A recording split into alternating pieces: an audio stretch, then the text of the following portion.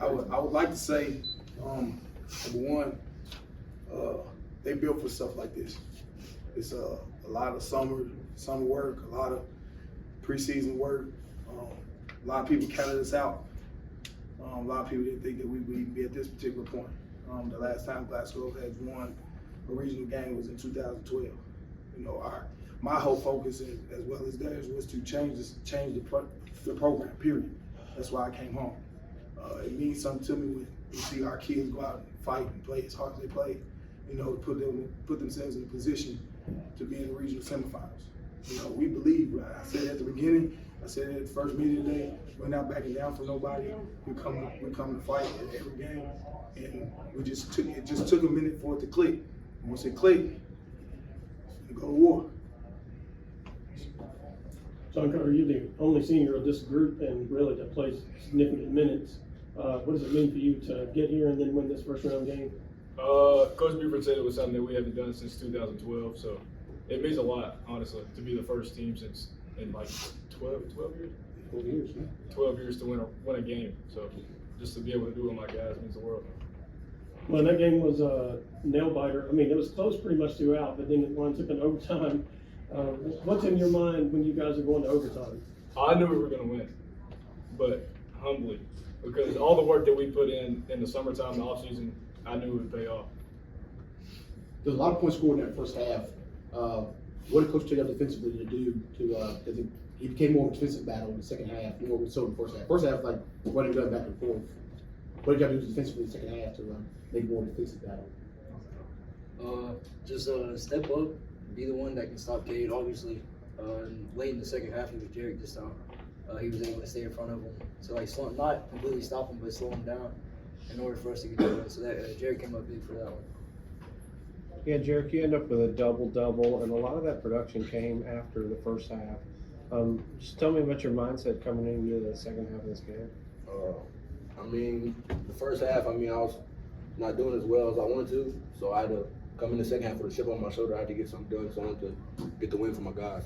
So I just had to step up. Jalen, you've stepped up big time as a freshman for this Glasgow Scotties team. Back-to-back double-digit scoring nights for you in the district championship, and now in the first round of the region tournament. What's it been like taking on this bigger role, and how have you embraced it? It's been great playing with these guys. Like my coach told me, I just got to step up in big time moments. Coach, since February, y'all hitting up gear and now you're on a roll. What's been the difference between you start the season and in February just finally just click? What happened? Win or go home. I mean, it's really simple. And they decided that we've been preaching the same thing. You would see spurts. You saw spurts of it against Greenwood. We saw spurts of it against Bowling Green first quarter.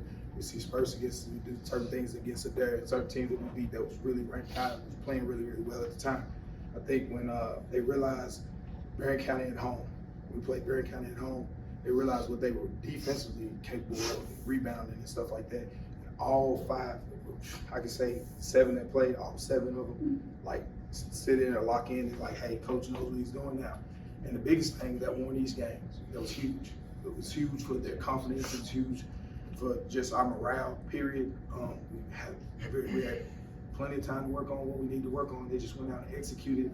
And then when they believe that they can do anything, they believe they can win, they can do anything. What do you think about this matchup coming up Monday? Humbly, in order to get out of the 4th region, you have to play Central and Bowling Green. Period. We had them on the schedule both times. We didn't get to play Central the first time. It's my alma mater. I finished up there. Even though I'm from Glasgow, I graduated from Warren Central. I understand the culture and what it's about. In order to take this program where I want to take it, you gotta be.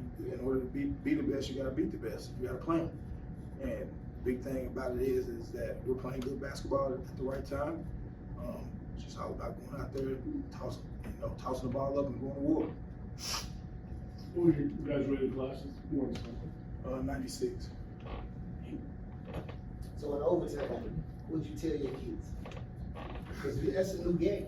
So Well, it is, but it ain't. It is, but it ain't. I totally understand exactly what you're saying.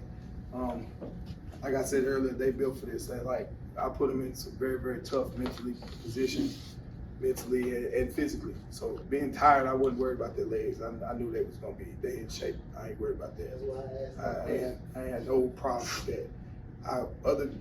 That's the one thing that they'll never not be in shape. They'll always run. I'll always put them in a position that if we play 6 overtimes like UConn and like Syracuse and UConn, like we'll be ready. They're gonna be ready to go.